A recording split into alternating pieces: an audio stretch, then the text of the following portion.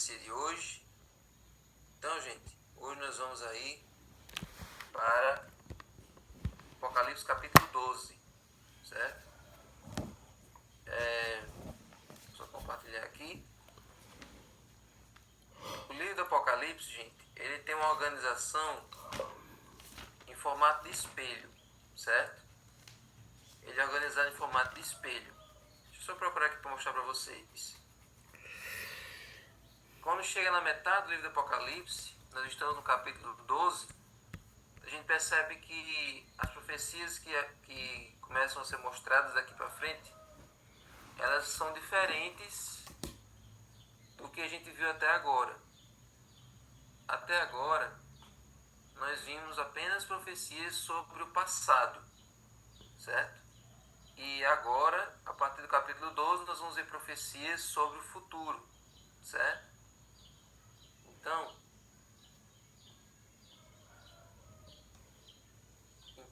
essa é uma diferença. Deixa eu só mostrar aqui para vocês. Eu também eu mostro. Deixa eu colocar aqui o slide. Então olha só.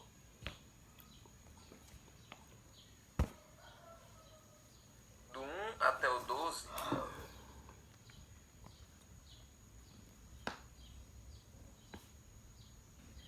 Do 1 até o 12, nós temos aí a parte histórica do livro do Apocalipse, certo? E do 13, melhor, do 1 ao 14. Aí do 15 até o 22 nós temos a parte escatológica. Qual é a diferença? A parte histórica são só eventos que já passaram, eventos do passado. E do 15 para frente são eventos ainda do futuro, eventos que ainda estão para acontecer, certo? Então na parte histórica, que é o grande conflito em andamento, nós temos as 7 igrejas, todas do passado, menos Laodiceia, que é do presente. Temos os 7 selos, todos do passado, menos o 7º selo, que é a volta de Jesus.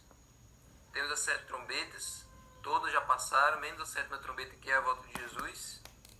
E hoje nós vamos ver o capítulo, o grande conflito, que é do capítulo 11 e 19 até o 14, verso 20.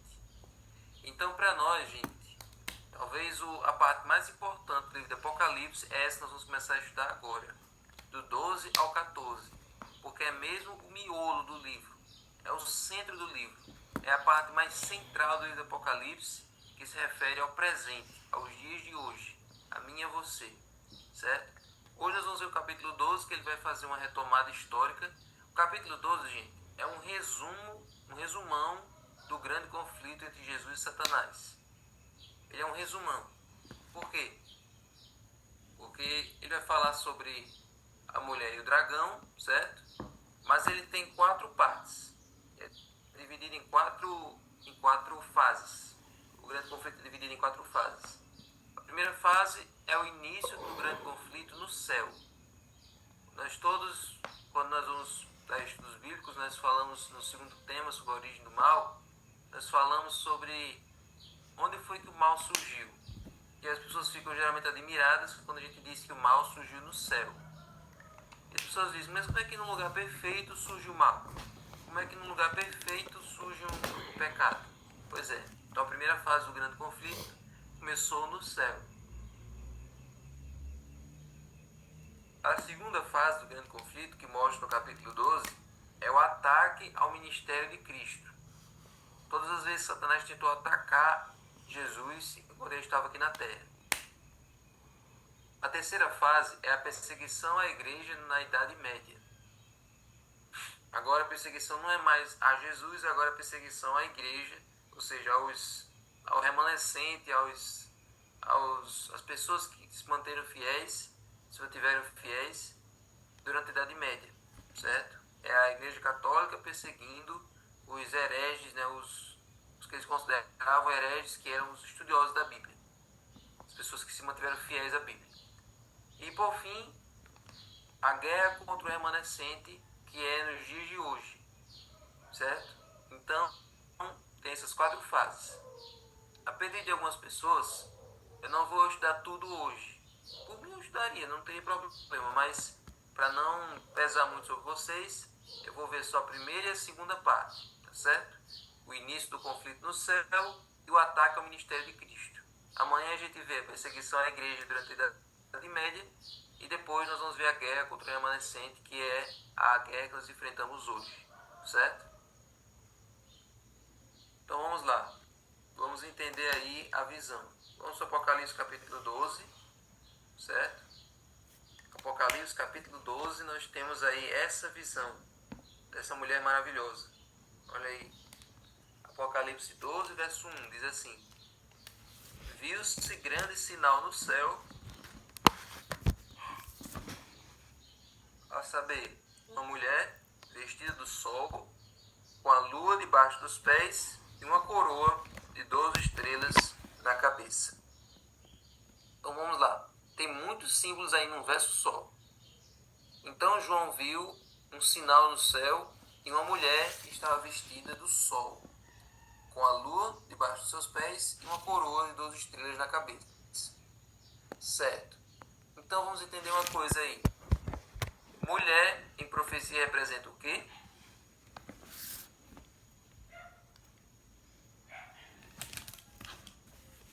Igreja. Igreja, exatamente. Onde aparece mulher em profecia representa igreja. Certo. Então aí nós temos certeza que está falando de uma igreja. Agora vamos ver as características dessa igreja. Essa mulher, ela está vestida do sol. O que é o sol em profecia? Vamos descobrir? O que é o sol em profecia?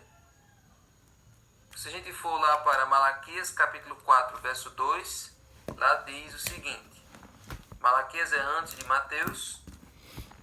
Lá diz assim, ó: mas para vocês que temem o meu nome, nascerá o sol da justiça, trazendo salvação nas suas asas. Aí a gente já tem uma pista do que é o sol. Sol da justiça, trazendo salvação. Somente quem pode trazer salvação? Deus. Somente Jesus pode trazer salvação. E ainda tem Salmo 84, verso 11, que diz: porque o Senhor Deus é sol e escudo. Acabou. Então, essa igreja, essa mulher, ela está revestida do sol. Ou seja, ela está vestida de Cristo. Ela está vestida de Jesus. Certo? Então, vestes em profecia representam caráter.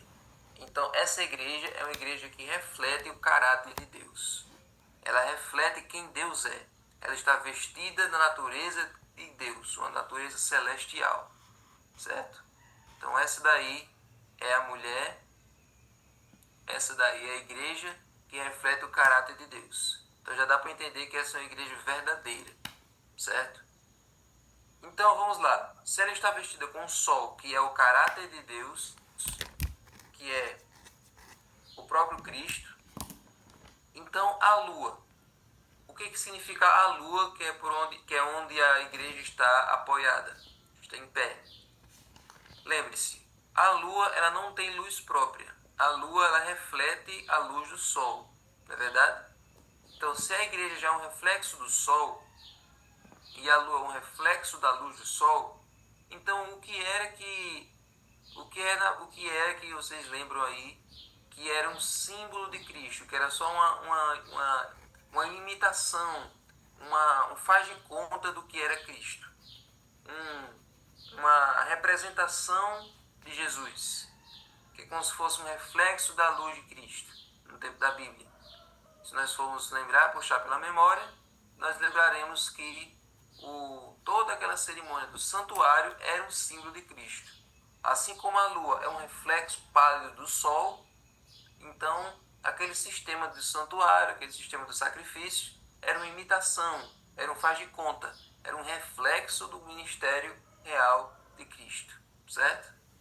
Então a lua representa, gente, todo o Antigo Testamento, todo o sacrifício do Antigo Testamento que refletiam a obra de Cristo, assim como a lua reflete o sol. Então a igreja está apoiada sobre a Bíblia. A Bíblia ela aponta para Jesus. Jesus disse lá em João 5,39: Vocês examinam as escrituras para encontrar a vida eterna e as escrituras testificam de mim. Então, essa é uma igreja que ela está apoiada na Bíblia, certo? Essa igreja não está apoiada em opinião de pastor, ela não está apoiada em opiniões dos anciãos, dos membros, ela não é apoiada no eu acho que, não. Essa igreja, o apoio dela, a base dela é a Bíblia, certo? Então, essa mulher, ela está apoiada sobre a Bíblia. A lua reflete a luz do sol. E por fim, as 12 estrelas na cabeça. O que é que representam essas 12 estrelas na cabeça? Vocês lembram que estrelas e profecia representam o quê?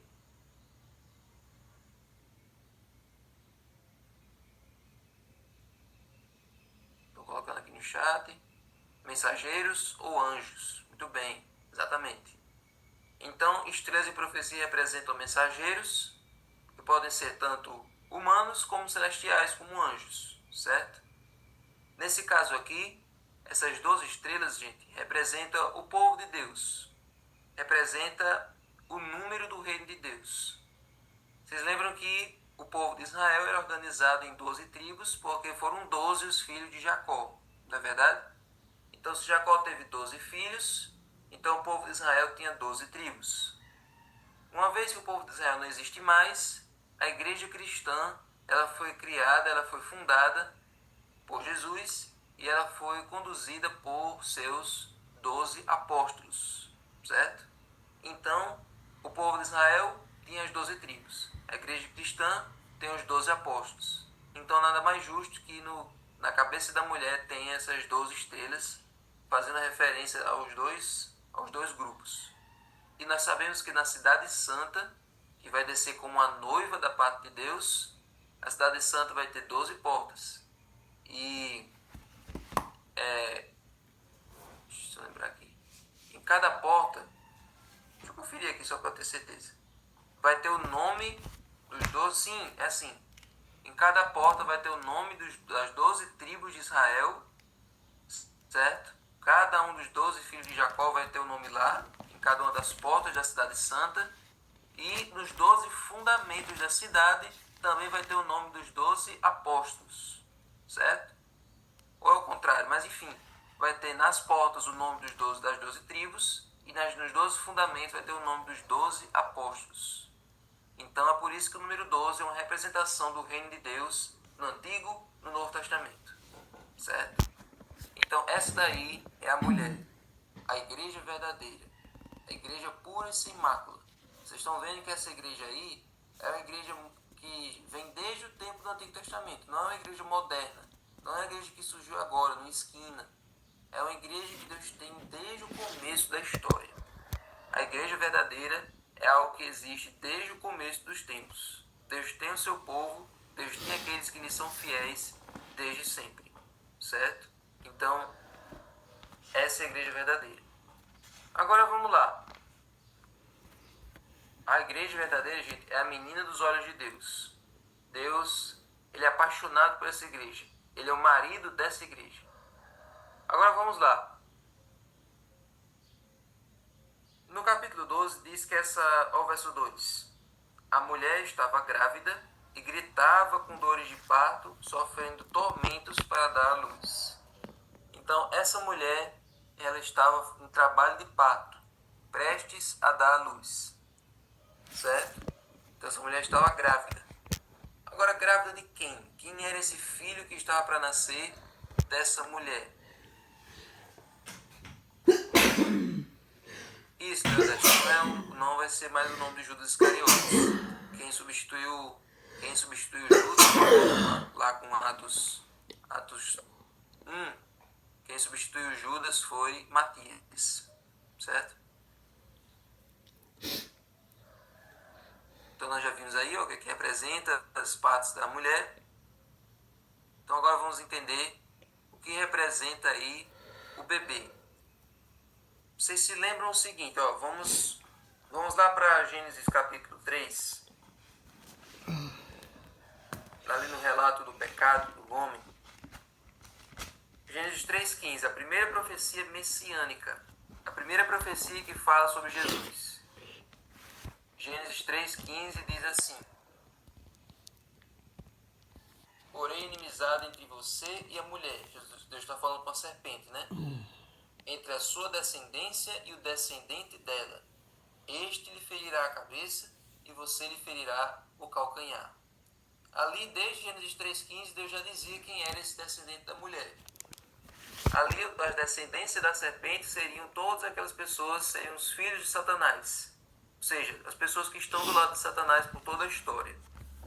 Todas as pessoas que estão do lado de Satanás, elas estão em oposição a Jesus. Jesus é o descendente da mulher, o Messias. Então, aqui a profecia messiânica dizia que a serpente feriria o calcanhar de Jesus. Isso seria uma representação de toda a tortura, de toda a dor que Jesus sofreu do Getsêmani até o Calvário. Ali era só Satanás ferindo o calcanhar de Jesus, ali através da serpente. Mas Jesus, sendo descendente da mulher, ele iria esmagar a cabeça da serpente ao morrer na cruz. A morte de Jesus é a derrota definitiva de Satanás. Então deu para vocês entenderem aí, Gênesis 3,15, que o descendente da mulher é Jesus. Então essa mulher estava com dores, estava com tormentos para dar à luz. Então isso aí, gente, é uma representação do nascimento de Jesus, certo? Do momento ali do nascimento de Jesus, ok? Então lá em Isaías 9,6, um verso também bastante conhecido, diz assim: porque o menino nos nasceu, um filho se nos deu, o governo está sobre os seus ombros, e o seu nome será Maravilhoso Conselheiro, Deus Forte, Pai da Eternidade, Príncipe da Paz. Então, gente, esse nascimento que está sendo aguardado aí é o nascimento de Jesus, ok? É uma profecia messiânica. Jesus está sendo profetizado desde Gênesis 3,15 como aquele que iria livrar o ser humano do poder do pecado, certo? Mas aí, nessa história tem um vilão. Essa história tem um vilão que está presente em toda a narrativa. E que vilão é esse que está tentando atrapalhar a vida dessa mulher?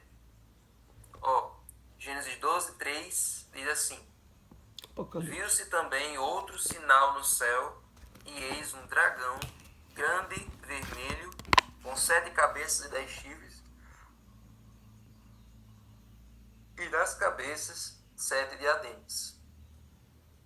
Sobre as 7 cabeças e sobre os 10 chifres e sobre esses 7 diademas nós vamos ver em outro dia, certo? Vamos nos concentrar na figura do dragão. Um dragão grande, vermelho, e ele está aí aparecendo em oposição à mulher. Agora, o que é que esse dragão ele arrastava consigo? Olha aí. A sua cauda arrastava a terça parte das estrelas do céu, as quais lançou para a terra. O que é que representa cauda em profecia? Certo? Vamos lembrar o que é que representa cauda. Nós já vimos lá no dia dos símbolos da profecia, nós já vimos lá que o que representa cada um desses símbolos. Mas vamos relembrar aqui agora o verso que fala sobre isso. O que representa a cauda? Isaías 9,15 diz o seguinte, Isaías capítulo 9, verso 15 diz assim: o ancião e o homem de respeito são a cabeça, e o profeta que ensina mentira é a cauda. Então, cauda em profecia representa engano, representa mentira, representa difamação. Então vamos lá. Vamos descobrir quem é o dragão. E vamos descobrir por que ele está enganando, arrastando a terça parte das estrelas do céu. Vocês já me disseram até agora que estrelas representam mensageiros, que podem ser tanto terrenos como nós, como celestiais, como os anjos de Deus. Então, esse dragão, com a sua cauda, ele arrasta a terça parte das estrelas do céu. Ou seja, com seu engano, com as suas mentiras, ele enganou a terça parte dos anjos do céu. Certo? Então, quem é o dragão? Se a gente for aí pro verso 7 e 9, ou melhor, se a gente for aí aí mesmo no capítulo 12, e a gente viu o verso 9, diz assim: foi expulso o grande dragão, a antiga serpente que se chama Diabo e Satanás. Então, esse dragão representa Satanás. Então, já está bem óbvio para a gente. Esse é um dos símbolos mais fáceis que tem de identificar, porque ele é óbvio, né? Um animal asqueroso, um animal assustador, um animal terrível, e ele está em oposição a Cristo. Então, só pode ser Satanás. Então, essa daí é uma descrição da primeira fase do grande conflito. Então, no céu se levantou esse anjo e ele se rebelou contra Cristo. Lúcifer, todos nós sabemos que Lúcifer era um querubim. Existem 3 classes de anjos. Existe os serafins, que é o exército de Deus, o arcanjo, que é um título dado somente a Jesus, que é o chefe dos anjos, é ele que lidera os anjos nas batalhas contra o mal, e querubins, que são os anjos que ficam do lado do trono de Deus. E Lúcifer é um desses anjos que ficava do lado do trono de Deus. Ele era um regente do coral dos anjos. Ele era amado por todos os anjos, porque ele era muito poderoso, muito bonito. Ele era o parâmetro da perfeição, como diz lá em Ezequiel, ele era o sinete da perfeição. Mas aí um dia, misteriosamente, surgiu o mal no coração dele. Em algum momento ele sentiu que ele já era tão poderoso, tão bom, que ele merecia a adoração dos outros. Então ele sentiu inveja de Jesus, ele sentiu aquele ciúme da adoração que Jesus recebia e começou a achar que ele merecia também. E aí aos poucos ele começou a espalhar essa ideia pelos anjos. E ele começou a dizer o seguinte: olha, você não acha que Deus é um tirano? Você não acha que Deus está forçando a gente a adorar Ele? Você não acha que se fosse qualquer um de nós liderando, ou melhor, eu liderando, eu não faria melhor do que Ele? Ele está fazendo a gente adorar Ele por obrigação. A gente não tem outra opção, a gente não tem outra saída não ser adorar Ele. Eu ofereço um reino bem melhor do que dele. Então, Satanás conseguiu, Lúcifer nesse momento, ele conseguiu enganar a terça parte dos anjos do céu. E aí vem aquela reflexão para nós, né? Se a terça parte dos anjos de Deus foi enganada por Lúcifer, imagine nós, se nós não nos apegarmos à palavra de Deus, né? Então, Lúcifer conseguiu enganar aí a terça parte das estrelas do céu, a terça parte dos anjos de Deus. Só fechar aqui. Melisete, fecha seu microfone. Isso. Agora, gente, feito isso, enganando a terça parte dos anjos do céu, o que foi que aconteceu com ele? Olha aí. Vamos ver o final do verso 4. E o dragão se deteve diante da mulher que estava para dar à luz, a fim de devorar o filho dela quando nascesse. Essa parte aí é uma parte que vem depois, certo? Essa parte aí é uma parte que vem depois. Então vamos ler o final do verso 4 até o verso 6 depois. Então não é uma ordem cronológica, certo? Temos que entender, para entender profecia, nós temos que entender em que parte cada coisa acontece. Essa parte do 4 ao 6 é uma parte que vem depois, mas essa parte do 7 ao 9 é uma parte que vem no começo. Ó, então estourou a guerra no céu, verso 7 ao 9.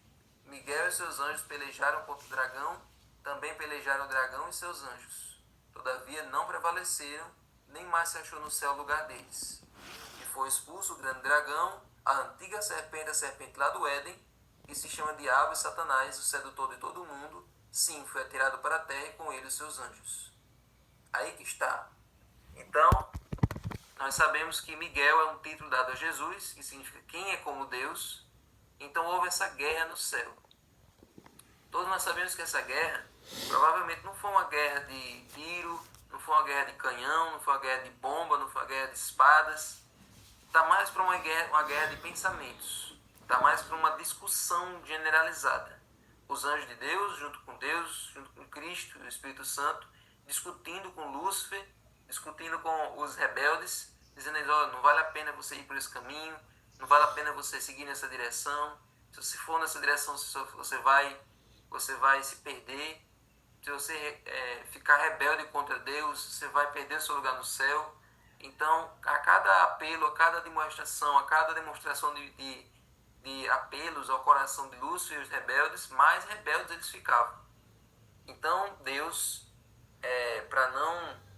para o céu não ficar aquele lugar, não virar um lugar de confusão, e consoante o seu caráter, Deus expulsa Lúcifer e os seus anjos do céu. Ele poderia ter destruído, só que destruindo ele reforçaria a ideia de que Lúcifer plantou, de que ele era um ditador, de que ele estava forçando as pessoas a adorá-lo. Todo mundo ia adorar ele agora por medo e não por amor. Então é por isso que Deus expulsa Lúcifer do céu, para que o universo agora possa perceber o que é que Lúcifer era capaz, o que era o mal, que o universo não conhecia o que era o mal. E desde esse período até hoje, o universo todo hoje já sabe, já tem certeza de que o mal não presta, certo? Então vamos lá. Então Lúcifer foi expulso para a terra, Lúcifer se tornou Satanás e os seus anjos viraram os demônios, ok? Agora a segunda etapa do grande conflito, agora não é mais no céu, agora é na terra.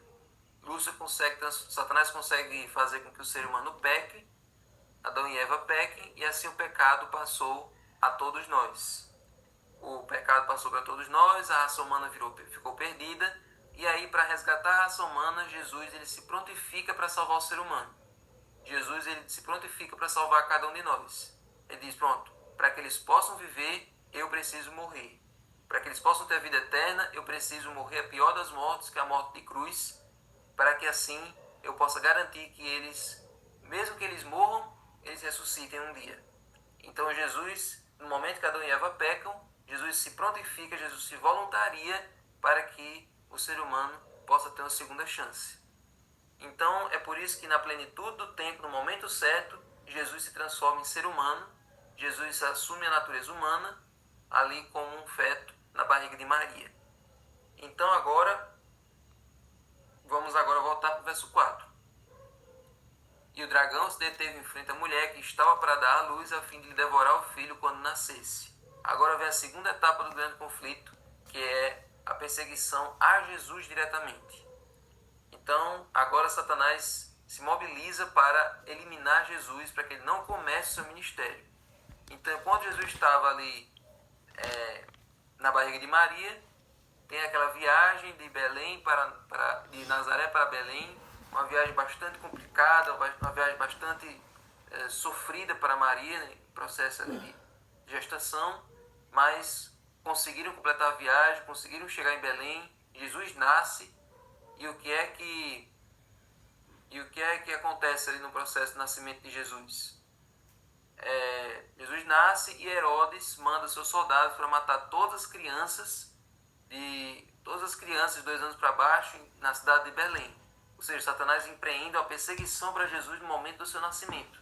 Ele quer eliminar Jesus ali, matar ele enquanto ele ainda é um bebê.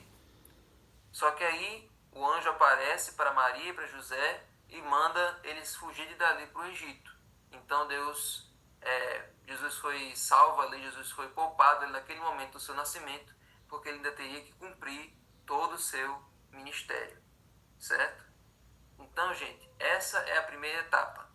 Essa é a segunda etapa do grande conflito.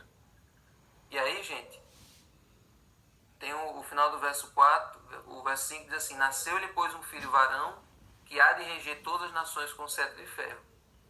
Certo? Então Jesus nasce, Jesus sobrevive e ele começa o ministério. Só que aí, gente, do meio para o fim da vida de Jesus, Satanás não quer mais matar Jesus.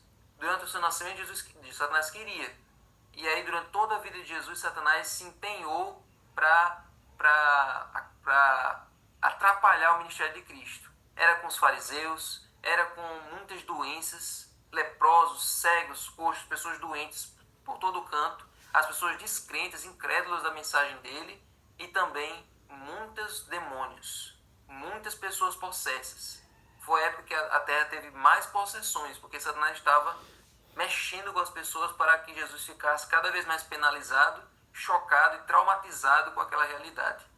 Mas Jesus se compadecia das pessoas, Jesus curava, Jesus atendia, Jesus mantinha compaixão, amor por aquelas pessoas que Satanás oprimia, e ele disse: olha, eu vim para salvar os pecadores, eu vim para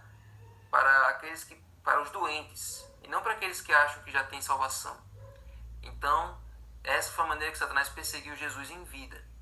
E no momento da sua morte, Satanás não queria que Jesus fosse para a cruz. Satanás não queria que Jesus fosse para o Calvário. Então por isso Satanás torturou, por isso Satanás colocou pensamento de desânimo, para que até o Calvário Jesus desistisse da cruz. Satanás usou Pedro com aquele pensamento, não vá para a cruz. E assim, mesmo com todos esses pensamentos, Satanás não conseguiu impedir. Jesus foi para a cruz, resoluto, decidido a salvar o ser humano, e no momento que ele dá a sua vida, Jesus é vitorioso no grande conflito e Satanás está derrotado. Amém. Então, na segunda fase. Amém.